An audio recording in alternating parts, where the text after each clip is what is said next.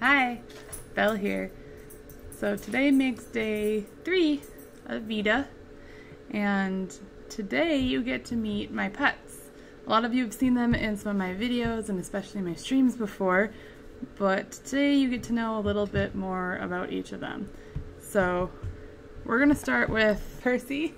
He's kind of grumpy and fat, very fat. He's gonna be sitting in my lap. Anyway, so that's Percy, or Percival, and he is what I would call our first pet, because we did used to have some degus. If you don't know what those are, look them up. They're little rodent things from a different country that I can't remember which country, and they were named Fred and George, and spoiler alert, Fred died. Our degu Fred died, just like in the movie. And George turned out to be Georgina thing, and we had baby degus and we got rid of them. Long story short, failure. So our next pet was Percy. And yes, there's a name theme going on here if you didn't catch on to that. We moved to a new place. I really wanted a cat, but Joey wasn't really sure he wanted to deal with a cat and wasn't sure that I would deal with a cat. So what we did is we decided to foster. Also partially because technically we lived in a place that we weren't supposed to have a cat.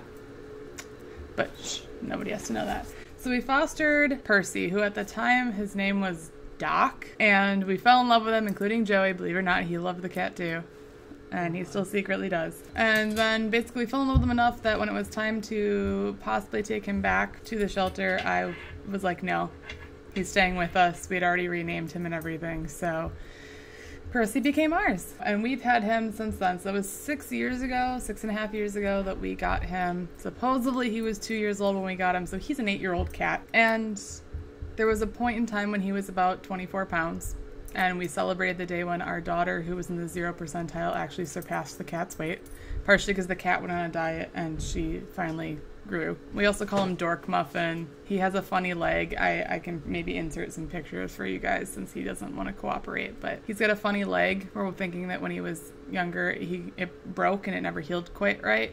It doesn't seem to necessarily hurt him, but if he sits, that one leg sticks like out instead of like staying under him like it normally would. But anyway, so that's Percy. And up next, we've got Kuma! He is my emotional support dog, and I'll explain a little bit about that in a minute. We've had him for about a year now. We got him from the Fond du Lac Humane Society. Percy we got from the Oshkosh Humane Society. They're both adopted. He is, we believe, Jack Russell mixed with Rat Terrier, but we're not totally sure. He's some kind of terrier mutt thing, but he's definitely got the Jack Russell tail and rodent DNA according to Joey. His nickname is often Sad Rat or Kumi or Kumaru or a number of other things. He is the first animal that we've had that we didn't stick with the Harry Potter theme.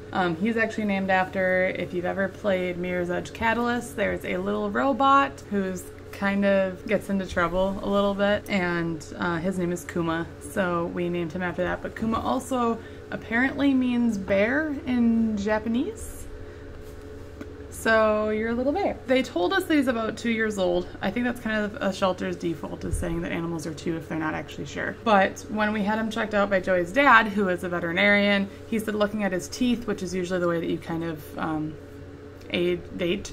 date animals, I don't know what you call it, that he looks younger than 2 at the time that he checked him out. And he just recently had his birthday, so we're just gonna go with it. Now he's 2. The reason that we got Kuma, I grew up always wanting a dog, and when I got into middle school, my parents finally bought a house, and I had a dog named Prince, and he was my absolute best friend for years and years and years. And then we had to put him down. He got very, very sick. And I swore I was probably never going to have a dog again for a while. I figured it was just going to be too hard for me. And I finally got to a point where I was kind of ready to have a dog. I was excited to try, and I've always been anti-small dogs. I've never been very interested in a small dog. Partially just because I always had Prince, who was a big black lab. We went looking at the shelter, partially because I really just wanted a dog as a pet, but also because, as a lot of you guys know, I deal with a lot of mental health issues. And I learned about the concept of an ESA, which is an emotional support animal. And basically what their job is to kind of be a comfort thing for people, a distractor, a thing that they can put their attention on, something to take care of, something that gets them out of the house. If you're having a hard time, they're a good thing to snuggle and to make you feel better. But by definition, ESAs don't have any kind of official training, or they don't have to. You can train them, but they're not service dogs. So they are not allowed to go into whatever place they want to necessarily, unless the place allows them by choice. The only coverages that they have is that housing places, most of the time, are not allowed to turn them down even if they have a no dog policy. And some airlines recognize allowing them to fly with you, but not all of them have to anymore. They're kind of fighting it because there are a lot of people who misuse the system, which sucks. So I'd like to specify he's not a service dog. Would I love to train him as one someday? Yes, because there are psychological therapy and service dogs, and I would love to have that so that if I'm having a tough time, he is actually specifically trained. However, one of the reasons we picked him in particular, even though he's a small dog, well, actually partially because he's a small dog, is he's great for sitting on my lap. He's very good for snuggling. And when we first met him at the shelter, he had a lot of energy, but he also immediately, when I would sit down, would come climb into my lap and snuggle with me. When we got him at the shelter, they told us that he only knew Spanish and that they had no way to communicate with him, and he seemed completely untrained because of that. We came to find out that that was completely wrong. They just apparently hadn't really tried. I don't know.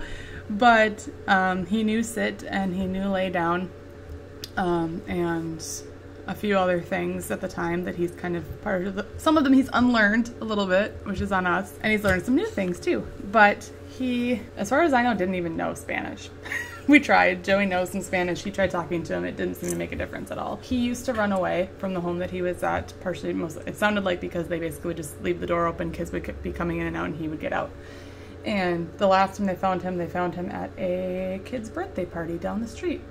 So at least, I don't know, you like cake apparently, huh? His job basically for me is to be around me as much as possible so that if I'm having an anxiety attack or feeling really down, he comes and he snuggles with me or licks my face and helps me sometimes snap out of an attack, or just gives me something to kind of focus on or feel the love of, I guess, without it being something like affecting another human being, if that makes sense. But like I said, I would love to train him someday further, but that is something that's going to take a whole lot of work, and for now, he's just kind of my best buddy. And you guys like to see him on stream a lot, so we're talking about finding him a space to sit while I'm streaming. So that's my Kuma. Yeah, I love you too.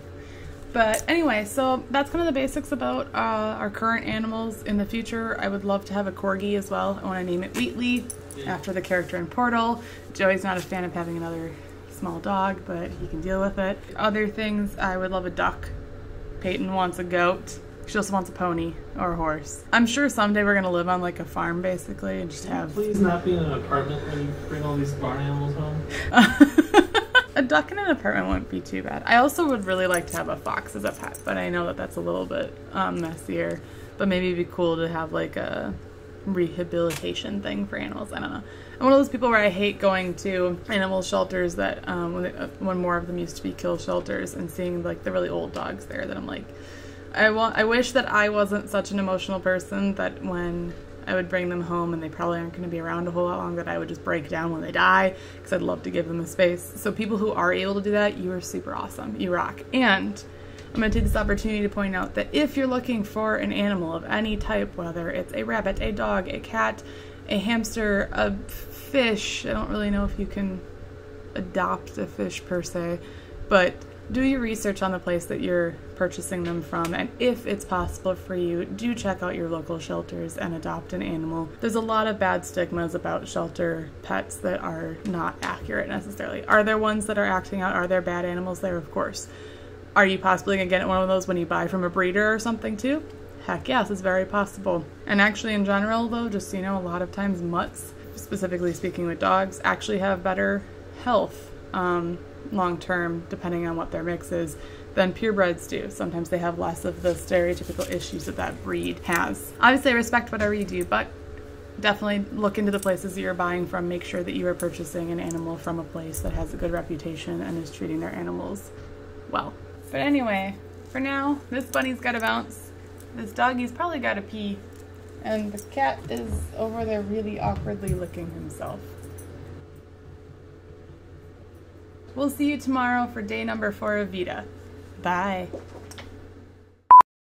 Cushion, dude. Let go. Let me love you. Just let go of the cushion.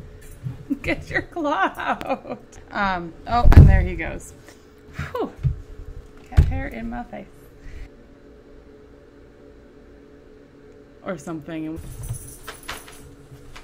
The sound you hear is the animals going at it. They do that a lot in a normally fun way. Here's your visual aid. There you go. This is Percy. This is my cat. It's not creepy at all. And illegally? It's a bad idea.